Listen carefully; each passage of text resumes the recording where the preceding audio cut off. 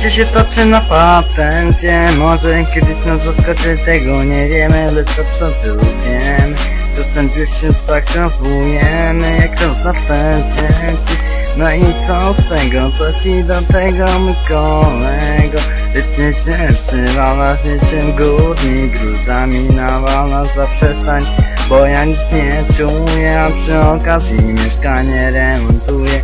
Typiara na gadach zawala, młodszy brat gangstera na kąpie nawala, krótko o tym mówiąc, że ja na dupie nie siedzę, tylko wiecznie na patencie. Wyjebałem się raz na zakręcie, na szczęście bez przypału.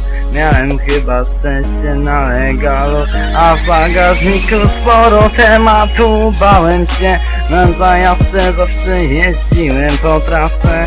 Nigdy więcej już tak odstąpiłem od dawnych lat. Myślałem sobie, że mnie znasz, bo ja przypały miałem tak samo jak ty masz. Ale to się pozmieniało, straciłem wszystko, co mi dano, każdą miłość, każdy dzień. Myślałeś, że ja zabiję się, lecz prawda taka, że pomyłka znowu nastała. Zapatrzony świat, rozbita kula znana nam przez tyle lat. Zamyślony jestem teraz, gdy nagrywam. Rozwalam ten system, rozwalam ten blask. Myślisz sobie, że ja radę dam, po prostu daj mi czas, a na pewno załamie się mój świat.